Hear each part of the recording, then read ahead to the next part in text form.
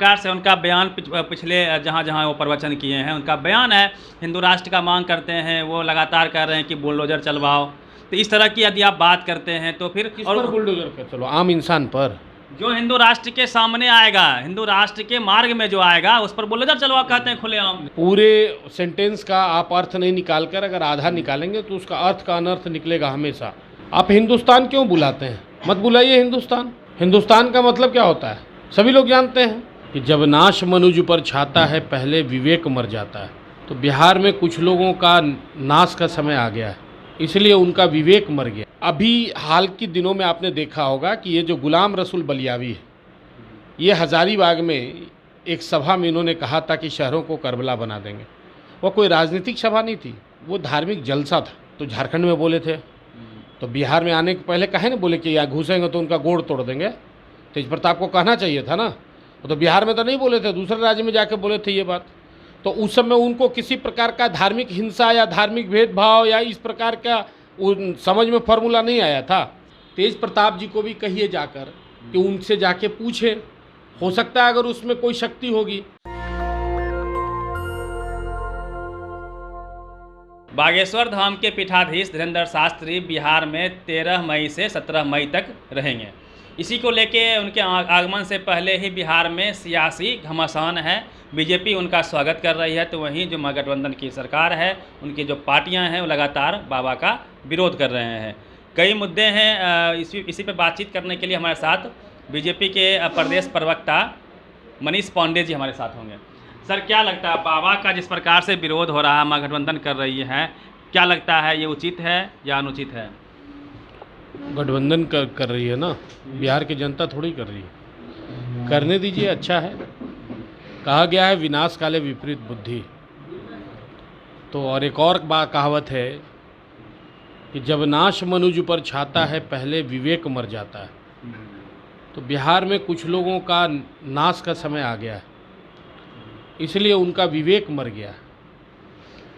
और देखिए, प्रभु की कृपा, इन लोगों ने गांधी मैदान में अनुमति नहीं दिया। कितनी बड़ी कृपा थी। जैसे ईश्वर किसी को सद्बुद्धि देते हैं ना, हमको लगता है कि अगर गांधी मैदान में यह कार्यक्रम होता तो शायद उतना भव्य नहीं होता जितना भव्य आज वहाँ हो रहा है, नौबतपुर में, नौबतपुर के वहाँ। तो आप उसको कह सकते हैं कि कहीं न कहीं ईश्वर ने ही इन लोगों को ज्ञान दिया, या कि इसका विरोध कर दो, गांधी मैदान में आदेश मत करो। तो देखिए, सनातन और धर्म का जो काम होता है, वह कोई भी धर्म हो, उसका काम जो है वह पूरी तरीके से आस्था और परंपराओं पर टिका रहता है। बाबा धीरेन्द्र शास्त्री जी महाराज आ रहे हैं तो खुद से नहीं आ रहे ना, उनको बुलाया गया है। जो भी आयोजन करता है उन लोगों ने उनको निमंत्रण दिया आने का, तब तो आ रहे हैं ना। और आए भी नहीं, उनके बारे में आप उल्टा पुल्टा बोलने लगते हैं। नहीं सर, जिस प्रकार से उनका बयान पिछले जहाँ जहाँ वो प्रवचन किए हैं, उनका बयान है हिंदू राष्ट्र का मांग करते हैं, वो लगातार कह रहे हैं कि बुलडोजर चलवाओ। तो इस तरह की यदि आप बात करते हैं तो फिर किस पर बुलडोजर का? चलो, आम इंसान पर। जो हिंदू राष्ट्र के सामने आएगा, हिंदू राष्ट्र के मार्ग में जो आएगा उस पर बुलडोजर चलवाओ कहते हैं खुलेआम। नहीं, ऐसा उन्होंने कभी नहीं कहा। बिल्कुल कहा है, मैं आपको बता रहा हूँ, ऐसा बयान उनका। देखिए, किसी के भी बयान का आप पूरे सेंटेंस का आप अर्थ नहीं निकालकर अगर आधा निकालेंगे तो उसका अर्थ का अनर्थ निकलेगा हमेशा। आप हिंदुस्तान क्यों बुलाते हैं? मत बुलाइए हिंदुस्तान। हिंदुस्तान का मतलब क्या होता है सभी लोग जानते हैं। भाई, इस देश में रहने वाले चाहे वह किसी धर्म के लोग हों, वह सारे हिंदू हैं, ऐसा कई लोगों ने कहा है, ऐसा कई लोगों ने कहा है। लेकिन सर, देश तो संविधान से चलेगा ना, हिंदू राष्ट्र का मांग आप कैसे कर सकते हैं? बिल्कुल संविधान से चलेगा। अभी अमृतपाल ने खालिस्तानी राष्ट्र का मांग किया तो उस पर जो है कई सारा धरा लग गया, वो जेल में है। कारण उसका है, उसका यही है कि अमृतपाल पे उसके कुछ आपराधिक रिकॉर्ड भी उसके साथ साथ हैं। धर्म के नाम पे राष्ट्र का मांग करना जायज है? बता रहे ना, कोई आप किसी भी धर्म के अनुयायी अगर धर्म के लिए गैर कानूनी कार्य करेंगे, राष्ट्र को क्षति पहुंचाने का काम करेंगे, कहीं पर कोई विस्फोट करने का काम करेंगे, किसी की हत्या की योजना बनाते हुए पकड़े जाएंगे, किसी भी धर्म के लोग हों, धर्म के लिए ही, तो वो अपराध है। मेरी बात सुन लीजिए, मेरी बात समझिए। लोग बहुत आसानी से कह देते हैं कि वो आतंकवादी है तो बजरंग दल आतंकवादी संगठन है। देखिए, अभी हाल के दिनों में आपने देखा होगा कि ये जो गुलाम रसूल बलियावी है, ये हज़ारीबाग में एक सभा में इन्होंने कहा था कि शहरों को करबला बना देंगे। वो कोई राजनीतिक सभा नहीं थी, वो धार्मिक जलसा था। मुसलमानों का जो जलसा होता है ना, जिसमें बड़े बड़े लोग जाते हैं, वो अपनी बातें रखते हैं, वो धार्मिक जलसा था। उसमें बलियावी ने कहा कि अगर हमारे आड़े या कोई आएगा तो हम शहरों को करबला बना देंगे। जबकि उस समय कोई दंगा फसाद कहीं कुछ नहीं हुआ था राज्य में या देश में, कोई बहुत शांत माहौल चल रहा था। आपको ऐसी बातें कहने की क्या जरूरत है कि शहरों को करबला बना देंगे? गलत है, जो भी धर्म मेरी बात है तो गलत है, तो उस समय क्यों नहीं तेजस्वी यादव और तेज प्रताप यादव कहे? वो लोग तो बोल रहे हैं कि बाबा बागेश्वर आपके एजेंट हैं। सुनिए भाई साहब, वो हिंदू राष्ट्र, हिंदू ध्रुवीकरण की बात कर रहे अरे हैं। भाई साहब मेरी बात तो सुन लीजिए ना भाई। जब गुलाम बलियावी जब ये बात तो झारखंड में बोले थे, तो बिहार में आने के पहले कहे ना बोले कि यहाँ घुसेंगे तो उनका गोड़ तोड़ देंगे। तेज प्रताप को कहना चाहिए था ना, वो तो बिहार में तो नहीं बोले थे, दूसरे राज्य में जाके बोले थे ये बात। तो उस समय उनको किसी प्रकार का धार्मिक हिंसा या धार्मिक भेदभाव या इस प्रकार का समझ में फॉर्मूला नहीं आया था। और धीरेन्द्र शास्त्री जी महाराज अगर बोले, कहीं पर भी बोले, और किसी भी एक जगह आप देखिए उनकी सभा में, किसी की आइडियोलॉजी हो सकती है, यह अलग विषय है, किसी की भी आइडियोलॉजी हो सकती है। भाई किसी ने ये थोड़ी कहा कि हम मस्जिद उड़ा देंगे, मंदिर उड़ा देंगे, हम हिंदू मुसलमान में दंगा करा देंगे। इस प्रकार से धार्मिक विद्वेष फैलाने की बात तो कभी किसी ने नहीं की। आप चमत्कार को मानते हैं? आपको बता दें, सुनिए बता रहे हैं, आपने नहीं देखा नहीं सुना, कई सारे ऐसे वीडियो हैं। अगर आप ये बात कहते हैं, इसी जलसे में कहा गया कि हिंदुओं मुझे मत ललकारो, हमने इस देश पर सैकड़ों साल हुकूमत किया है। आप सुने आपने? यही इनके ही मौलाना ने कहा है। उस पर तो कभी चर्चा नहीं हुई इस देश में, उस पर कभी बहस नहीं हुआ कि क्यों इस प्रकार की बात कही गई कि हमारे एथी को मत ललकारो, हमने सैकड़ों वर्ष इसमें हुकूमत किया, हम फिर गलत कर रहे हैं, उस पर भी बात होनी चाहिए। उस पर तेज प्रताप क्यों नहीं बोलते? उस पर तेजस्वी क्यों नहीं बोलते? कोई भी यहाँ इस बिहार में आता है, बड़े बड़े मौलाना आते हैं, बड़े बड़े जलसे होते हैं, कभी किसी ने तो उंगली नहीं उठाया। आज आप चमत्कार को मानते हैं? आज ओवैसी आते हैं बिहार में, वो क्या बोलते हैं? मुस्लिमों के बारे में बहुत तरह की बातें करते हैं। कभी तो ओवैसी का विरोध नहीं किया किसी ने। या इस प्रकार से किसी भी धर्म के प्रमोशंस के लिए अगर कोई आता है, धर्म के विस्तार के लिए आता है, धर्म के प्रचार के लिए, किसी भी धर्म के प्रचार के लिए आता है, कभी किसी ने आपत्ति उठाई है क्या? जो सर धर्म विशेषज्ञ हैं, धर्म को लेकर चिंतित हैं, चिंतक हैं, उनका मानना है कि आप चमत्कार के नाम पे आप धर्म गुरुओं का भी अपमान कर रहे हैं। कई सारे लोग बोल रहे हैं कि आप चूंकि चमत्कार पर विश्वास तो वैज्ञानिक युग में लोग नहीं करेंगे, चमत्कार का रंग देके, चमत्कार का नाम लेके हनुमान जी से बातें करना, रावण से बातें करना, ऐसी ऐसी बातें बोल के हिंदू धर्म को भी आप कमजोर कर रहे हैं। नहीं, चमत्कार आप मानते हैं? ये सर्टिफिकेट देने वाले आप कौन होते हैं? आप या हम या तेज प्रताप यादव या कोई भी महागठबंधन के नेता? चमत्कार होता है क्या, आप बताइए? किसी का पर्ची निकाल के जिंदगी को बदल सकते हैं? चमत्कार से कितने IAS बाबा ने बना दिए। भाई ऐसा है, वो आ रहे हैं ना, धीरेन्द्र शास्त्री जी आ रहे हैं ना, आप जाके उनसे पूछिएगा ये सवाल। हम तो चमत्कार करते नहीं हैं, ये सवाल मेरे लिए है ही नहीं, आप बेकार हमसे पूछ रहे हैं। तेज प्रताप जी को भी कहिए जाकर कि उनसे जाके पूछे, हो सकता है अगर उसमें कोई शक्ति होगी। देखिए 26 साल का व्यक्ति ना ज़्यादा पढ़ा, कितना पढ़े लिखे हैं बाबा? देखिए आप जो सवाल कर रहे हैं कि वो कितना पढ़े हैं, कितना पढ़े हैं, तो ये सवाल आप उनसे कीजिए, बागेश्वर बाबा से। बागेश्वर बाबा से कीजिए। चैलेंज तो स्वीकार नहीं कर रहे हैं पहले से पहले। वो तो कई ऐसा है, कई जगहों का चैलेंज वो स्वीकार कर लिए, कई जगह का वीडियो आया है। मैं उनके प्रवक्ता के रूप में यहाँ नहीं बैठा हूँ। सर आप लोग हिंदू राष्ट्र का समर्थन क्यों करते हैं? मेरी बात सुन लीजिए ना, मैं कोई बागेश्वर बाबा के प्रवक्ता के रूप में यहाँ नहीं बैठा हूँ, या भारतीय जनता पार्टी कोई बागेश्वर बाबा का आयोजक नहीं वहाँ है। भाई सिंह तो कह रहे हैं कि स्वागत है। अरे भाई स्वागत हर लोग, जो सनातनी होगा, आप अगर हिंदू हैं, अगर आप हिंदू हैं, सर हिंदू, मेरी बात सुनिए ना, अरे पूरा होने, अगर आप हिंदू हैं तो जो धर्म को मानते हैं, तो वहाँ पर अगर पूजा पाठ होगा तो जरूर शीश नवाइएगा। कौन कर रहा है नहीं कर रहा है यह विषय नहीं है, कोई व्यक्ति आ रहा है आपको कुछ अच्छा कहने के लिए, आपके खुशी के लिए, आपने उनका वीडियो सुना, उन्होंने क्या संदेश दिया है? बुरा संदेश तो नहीं दिया उनके अपने वीडियो में। तो कोई व्यक्ति अच्छा ध्येय लेकर अगर आ रहा है आपके यहाँ, आप आने के पहले वो मंत्र फूकेगा कि चमत्कार दिखाएगा, उसके पहले आप उसके बारे में एक धारणा बना लिए, ये कहाँ तक जायज़ है? इससे लोग गुमराह नहीं होंगे सर? नहीं, फिर गुमराह होंगे। गुमराह करने के लिए तो जाइए ना, कितने मजार पर झाड़ फूक होता है, एक जगह दो जगह होता है, ये बताइए। और एक दो जगह घटनाएं घटी हैं, जरा आप लोग मीडिया जगत में तो जाके सब जगह का रिपोर्टिंग उठाइए। कभी किसी ने तो सवाल नहीं खड़ा किया, क्यों नहीं किया? क्योंकि सब आस्था का विषय। आपकी आस्था, कोई हिंदू है उसको अगर मजार में आस्था है तो कोई रोकता है क्या? कोई मुसलमान है अगर उसको मंदिर में आस्था है तो कोई रोकता है क्या? देखिए, पूरी तरीके से ये जो है धर्म जो है वो धारण करने का चीज़ है, आप उस पर आपत्ति नहीं लगा सकते। धर्म जो है वो धारण करने की चीज़ है। कौन व्यक्ति किस रूप में उसको धारण करता है, आप उस पर सवाल खड़ा करेंगे?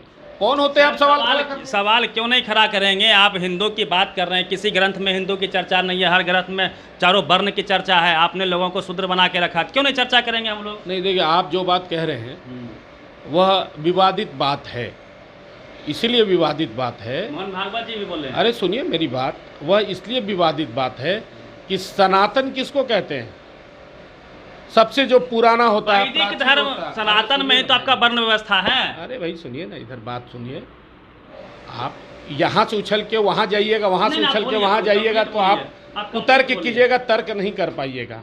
भाई हमारे यहाँ विश्व का एकमात्र सनातन धर्म ऐसा है जिसके साक्ष्य हैं। आज भी द्वारिकाधीश एक समुद्र में है तो एक ऊपर है। राम की घटनाएं जितनी रामचरितमानस में है, वाल्मीकि रामायण में है, उतना ही आपको जमीन पर दिखता है कि राम जी कैसे राम सेतु से श्रीलंका गए थे, और वो सारी चीज़ें मिलती है। प्रमाण है उसका, जो लिखी हुई वर्षों पुरानी किताबें हैं उसका प्रमाण आज आपको मिलेगा। देवी देवताओं की कहानियाँ जो आप धर्म ग्रंथों में पढ़ते हैं वह उसका वो जगह मिलेगा, वो स्थान मिले। अभी अध्ययन तो कीजिए ना, इतना आसानी से आप हिंदू और हिंदू पर सवाल खड़ा कर। एक सवाल ऐसा है, पहले सुन लीजिए। आप चूंकि इंटरव्यू लेने आए हैं, अगर आप कोई 2 घंटे का डिबेट करना चाहते हैं तो सारा चीज़ पर आप बहस कीजिए। आप दिखाएंगे 20 मिनट, उसको एडिट करके जो आपके मतलब का होगा। अरे मेरी बात सुनिए ना, आपके मतलब का होगा। लेकिन आप यह मानते हैं कि नहीं मानते हैं कि विश्व का सबसे पुराना धर्म अगर कोई है तो वो हिंदू है? सबसे पुराना, सबसे बड़ा धर्म, बड़ा भी और सबसे प्राचीन, सनातन सबसे प्राचीन धर्म कौन है? सनातन है ना? आप मानते हैं ना? और ये ऐसे नहीं है, ये किताबों में नहीं है। राम को न्यायालय ने जो डिग्री दिया है राम जन्मभूमि को, वह किस आधार पर दिया है? वह प्रूफ के आधार पर दिया है कि उनके घर के प्रूफ मिले थे, वो खुदाई में उसके अवशेष मिले हैं। कोई रामायण और रामचरितमानस पढ़ के नहीं दे दिया कि हाँ इनका जन्म अयोध्या में हुआ था। तो हमारे जो इष्ट देव हैं, जो हमारे पुरुषोत्तम हैं, वो प्रमाण के साथ है कि वो इस पृथ्वी पर आए थे, जन्म लिए थे। कोई कल्पना नहीं है कि कोई फिरंगी किताब आ रहा है। जात पात को खत्म क्यों नहीं कर दिए राम भगवान? ऐसा है भाई साहब, जात पात क्यों नहीं खत्म कर दिए? अगर आपको अध्ययन करना है, ये बात हमेशा मैं आपके दर्शकों को भी कहना चाहूँगा, हमेशा बड़े विनम्र भाव से कहना चाहूँगा, देखिए, अगर आपको सनातन संस्कृति को समझना है, देखिए यह देश 12-13 वर्षों तक गुलाम रहा। 1200-1300 साल तक मुगलों के पहले से यह गुलाम रहा है। मानते हैं ना इस बात को? और गुलामी के कारण पूरी तरीके से गुलाम रहा, यहाँ का पूरा समाज गुलाम रहा है। गुलाम रहा ना? मानते हैं? मुगलों ने शासन किया, अंग्रेजों ने शासन किया। उस गुलामी काल खंड में जो विकृतियाँ आई, आप उसी को सनातन मानते हैं क्या? आप मुझे एक बात बताइए। की घटना पर आते हैं लाखों साल पहले, उसमें जात कैसे आया? मुझे ये सवाल चाहिए। अरे मेरी बात सुन लीजिए ना, मेरी बात सुन लीजिए, मैं आपको ये सारे जवाब दूँ।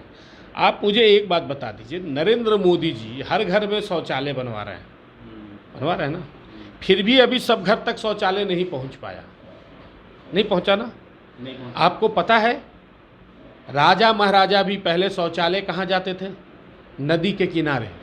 नहाने कहाँ जाते थे? नदी के किनारे।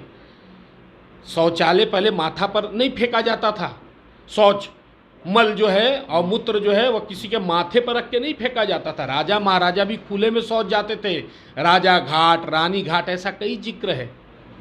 तो जब राजा और रानी भी पैखाना, टॉयलेट, लैट्रिन में नहीं जाते थे, तो हलखोर जो पैखाना फेंकने वाली जाति है वह कहाँ से आ गई, कब आई? तो आप ही लोगों ने बनाया ना भाई। भाई मेरे, कौन बनाया? गोत्र कौन देखता है? पतरा कौन देखता है? विषयांतर मत होइए ना, विषयांतर मत होइए। इसलिए हम कह रहे हैं, हम इसीलिए कह रहे हैं, जितनी देवी देवताओं की आप मूर्ति देखेंगे पत्थर की, सैकड़ों साल पुरानी, हजारों साल पुरानी, किसी में पैर में जूता नहीं देखेंगे। हमारे यहाँ राजा महाराजा भी खाली पैर चलते थे। गुलामी के पहले की बात मैं बता रहा हूँ, गुलामी कालखंड के पहले की बात, जब राजा महाराजा भी पैर में जूता नहीं पहनते थे, तो ये मोची, चमार, चमड़ा कहाँ से आ गया, जिसको लोग अपभ्रंश करके गंदी बातें आज कहते हैं। जब हमारे यहाँ चमड़े का जूता का प्रचलन ही नहीं था, तो वह जाति कहाँ से आ गया? कौन बनाया? आप बताइए ना।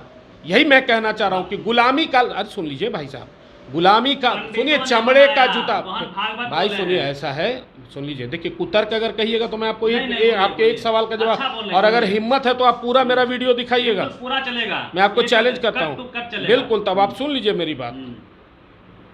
जो चमड़े का जूता का प्रचलन आया कहाँ से जानते हैं? मुगलों से आया।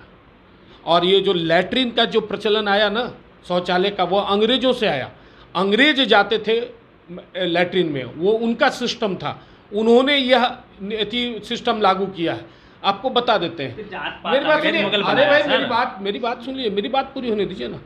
तो ये जितनी विकृतियां आप उठाकर देखेंगे, ये सारी विकृतियां गुलामी कालखंडों में, जब देश हमारा गुलाम हो गया, तब ये सब छुआछूत और ये सारी, अब आप एक बात बताइए हमको, छूत संस्कार सर वैदिक काल में नहीं था। अरे सुनिए, छुआछूत सर, एक काउंटर क्वेश्चन तो सर लीजिए, आप बोल रहे हैं एक रामायण में, फिर रामायण में जाति की चर्चा है कि नहीं? सनातन को आपको अगर आप समझेंगे कब से, रामायण में कौन मुगल डाल दिया? एक मिनट सुनिए मेरी बात। सनातन संस्कृति को, रामायण की अगर आप बात कीजिएगा, रामायण में आपको क्या बुरा लगा जरा बताइए तो?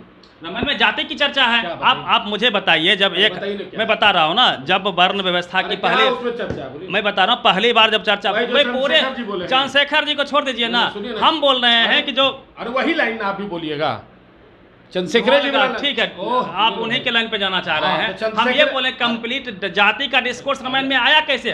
बाद में आया ना वर्ण व्यवस्था। अरे भाई सुनिए ना, चंद्रशेखर जी वाला ना लाइन आप पकड़ रहे हैं। हनुमान चालीसा पढ़े हैं? बताइए। उसमें एगो लाइन है, उसमें लाइन है कि होत ना आज्ञा बिनु पैसारे, राम दुआरे तुम रखवारे, होत ना आज्ञा बिनु पैसारे, यही लाइन है उसका। इसका अर्थ जरा लगाइए तो क्या होगा? राम दुआरे तुम रखवाले, मतलब राम के दुआरे तुम्हारा रक्षा होगा। होत ना आज्ञा बिनु पैसारे, मतलब जब तक पैसा नहीं दोगे तब तक आज्ञा नहीं होगा कि तुम्हारी रक्षा होगी। ये चंद्रशेखर जी के हिसाब से मेरी सोच है उस लाइन का। राम दुआरे तुम रखवारे, होत ना आज्ञा बिनु पैसारे, मतलब बिना पैसा दिए हुए कोई आज्ञा नहीं हो, यानी भ्रष्टाचार था राम के दरबार में। आप इसका तो यही अर्थ है, कोई दूसरा अर्थ है तो बता दीजिए। आप मैं नहीं जाना चाह रहा हूँ। देखिए 100 सुनिए, लगभग 150 से अधिक ऐसे चौपाए हैं दोहा जहाँ पे जाति का डिस्कोर्स से चर्चा है। आपको जितना हम कह रहे हैं उतना सुनिए। हम जो बोले राम दुआरे तुम रखवारे, होत ना आज्ञा बिनु पैसारे, इसका तो मतलब यही है कि राम के दरबार में भी भ्रष्टाचार था, बिना पैसारे का कोई आज्ञा नहीं होता था। यही मतलब है, यही मतलब है। रामचरितमानस जो तुलसीदास जी ने किस भाषा में रामायण लिखी है? अवधी में। तो अवधी को जो लोग आज रामचरित के अस्तित्व पर सवाल खड़ा करते हैं, वो लोग जाके पहले अवधी भाषा का अध्ययन करें। अवधी भाषा में क्या बोला जाता है, जब उसको समझ जाएंगे ना तो पूरा रामचरितमानस की एक एक भाषा समझ जाएंगे। वाल्मीकि रामायण पे सुन लीजिए, तो लंबी डिस्कस होने के, हम तो नहीं पढ़े, आप आए इस विषय पर। आप अभी जब धीरेन्द्र शास्त्री के ऊपर आए हैं, तो कोई भी कथावाचक है, उसके एक फॉलोवर है अपने, ये कथावाचक हैं, ठीक है। इन सारे लोगों के अपने अपने फॉलोवर, हर लोगों का है भाई। भाषण देने वाले लोग, बिजनेसमैन, फिल्म इंडस्ट्रीज के लोग, हीरो, सबका अपना अपना फॉलोअर्स होता है। धीरेन्द्र ब्रह्मचारी जी के भी, धीरेन्द्र शास्त्री जी के भी लोग फॉलोअर हैं। अब आप उनको मानने लोग जाएंगे, पर्चा कटाने जाएंगे भाई आपने बिल्कुल जाएंगे पर्चा कटाने, मतलब भाग्य चमत्कार पे कौन सा पर्चा निकालते हैं आपका भाग्य। फिर वही बात, वो हमको अगर लगेगा कि हम भाग्य के हीन हैं, अगर हमको लगेगा कि हमारे ऊपर संकट है, और धीरेन्द्र शास्त्री जी उसका निदान कर देंगे तो हम जरूर जाएंगे। अगर हमारी आस्था है कि हाँ हम किसी समस्या में पड़े हैं और हमारा भाई ऐसा है, जब हम ज्योतिषी के पास जा सकते हैं, जब हम मजार में जाके एथी से मोर के पंख से जब हम ऐसे झड़वा सकते साहब हैं, बोले हैं कलम से चमत्कार होगा। सुनिए मेरी बात, सुनिए ऐसे भभूत लगन चमत्कार हो जाएगा। सुनिए ऐसा है, बाबा साहब ने बहुत कुछ बोला है, आपको पता है? बताइए। आपको आपको पता नहीं पता है? नहीं बाबा साहब ने 1834 में मुंबई के विधानसभा में कहा था, मुंबई के विधानसभा में कहा था कि हरिजन मतलब कि जो रिजर्वेशन का उन्होंने विरोध किया था। बर्दाश्त कीजिएगा ये बात सुन के आप। क्या कहा था उन्होंने? उन्होंने रिजर्वेशन का विरोध किया था। उन्होंने जब वहाँ पर विधानसभा में लागू किया सर। अरे भाई मेरी बात सुन लीजिए ना, पहले जाइए और किसी दिन पढ़ लीजिएगा और आके हमसे इस पर तर्क कीजिएगा। बाबा साहब ने महाराष्ट्र विधानसभा में कब 1800 शायद में भी देखिए, अरे मेरी बात सुनिए, अरे भाई मेरी बात सुनिए ना, 1934 में की बात है ये, 1800 नहीं 1934 की बात है। महाराष्ट्र विधानसभा में जब प्रस्ताव लाया गया था कि आरक्षण मिलना चाहिए दलितों को भी, तो उन्होंने उसका विरोध किया था कि नहीं, हम स्वयं से, ये थोड़ा सा विस्मरण हो रहा है, स्वयं से हम जो है सामर्थ्यवान बनेंगे, हम पढ़ेंगे लिखेंगे संगठित होंगे, हम आरक्षण के बल पर आगे नहीं बढ़ेंगे। ये बाबा साहब के विचार थे। बाबा साहब सुनिए, मैं बता रहा है, बाबा साहब कोई हमको 2-4 घटना बता दीजिए जब बाबा साहब ने इस समाज को दलित ब्राह्मण मनुवादी के नाम पर कहीं वर्ग संघर्ष, खून खराबा, लड़ाई झगड़ा, घर में आग लगाने, हिंसा फैलाने का काम कराया हो। 1-2 घटना बता दीजिए। उनका मोटो था कि रिप्रेजेंटेशन मिले कॉलेज में, मीडिया में, यूनिवर्सिटी में, कल्चर में, स्पोर्ट में। यही चीज है बाबा साहब, तो अभी तक मिला कहाँ है? तो बाबा साहब भी यही समझते थे, जानते थे कि गुलामी कालखंड में, अरे सुनिए मेरी बात सुनिए ना, बाबा साहब भी यही चाहते थे कि गुलामी कालखंड में भारत में जो विकृतियां आई हमारे समाज, जो सनातन समाज में जो विकृतियां आई हैं, जो छुआछात है, भेदभाव, अब छुआछात की बात करते हैं आप, जिन लोगों से अंग्रेजों ने गाय को मरवा के उसके चमड़े से जूता बनवाया, गाय हमारे यहाँ इष्ट मानी जाती थी, इस तरह को आप नहीं मानेंगे, उसको छुआछूत, हर बड़ी जाति अपने से छोटी जाति के साथ क्या व्यवहार की, हर बड़ी जाति अपने से छोटी विकृति अंग्रेजों के काल में, आपका कहना है? आप तो उसके पहले का इतिहास उठा के देखिए आप। वाल्मीकि कौन थे? नहीं ठीक है, महर्षि वाल्मीकि कौन थे? कौन थे वही तो पूछ रहे हैं, कौन थे उसमें? हम मेरे हिसाब से तो उसमें जो पढ़ा लिखा लोग, कौन थे वो? आप बताइए। ब्राह्मण थे। कौन थे फिर? ब्राह्मण थे। कौन थे? आप पता लगाइए ना। ब्राह्मण होंगे? होंगे नहीं, आपको नहीं मालूम है, आपको नहीं। सुनिए, इसीलिए कह दिए कि पहले जानकारी पूरा लेके बैठिए। हम उस समय में, सुनिए, कर्म के लिखने का अधिकार से ब्राह्मणों के पास में था। कर्म के आधार पर उसके समाज में सबको सम्मान मिलता था, कर्म के आधार। चंद्रगुप्त कौन थे? क्षत्रिय थे क्या? वो तो बौद्ध धर्म का प्रभाव हुआ था। चाणक्य, उस समय बौद्ध धर्म कहाँ था? जिस समय चाणक्य ने उनको सेलेक्ट किया, फिर वही बात है।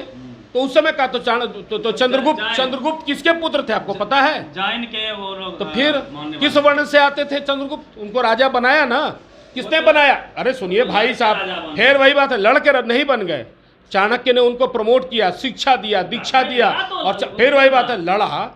चाणक्य कौन थे? चाणक्य ब्राह्मण थे। तो किसने बनाया उसको? वो खुद उनको लड़ना पड़ा ना। सकते थे ना, खुद बन सकते थे कि नहीं? देखिए ऐसा है, समाज को तोड़ने के लिए जो भी व्यक्ति गलत उदाहरण देता है समाज को, सबसे बड़ा अपराधी तो वही है। मैं इसलिए कहता हूं कि हाँ, हमारे समाज में बहुत विकृतियां आई, लेकिन वो सारी विकृतियां जो है उस कालखंड में आई जब हमारा समाज गुलाम था, हमारा देश गुलाम था। लेकिन अगर सनातन संस्कृति को विशेषता, जो इस विश्व की सबसे पुरानी संस्कृति है, उसकी विशेषता अगर आपको देखना है तो आप गुलामी कालखंड के पहले जाइए, उसके इतिहास को देखिए, तब आपको पता चलेगा। बातचीत करेंगे। मनीष पांडे हैं, भाजपा के प्रदेश प्रवक्ता हैं। अपनी बातें इन्होंने रखी, जिस प्रकार से बाबा बागेश्वर का यहाँ पे बिहार में जिस प्रकार से विरोध हो रहा है, कुछ लोग समर्थन कर रहे हैं, इस पर आपकी क्या प्रतिक्रिया है? आपकी प्रतिक्रिया महत्वपूर्ण है, अपनी प्रतिक्रिया आप जरूर दीजिए। रवि मेहता, नेशनल दस्तक, पटना। नेशनल दस्तक की आपसे गुजारिश है कि अगर इसको बचाना चाहते हैं तो नेशनल दस्तक को सब्सक्राइब करने के लिए रेड कलर के सब्सक्राइब बटन को दबाएं, फिर बेल आइकन की घंटी दबाएं। नेशनल दस्तक को बचाने के लिए बहुत जरूरी है कि हर खबर को शेयर करें, लाइक करें, कमेंट जरूर करें।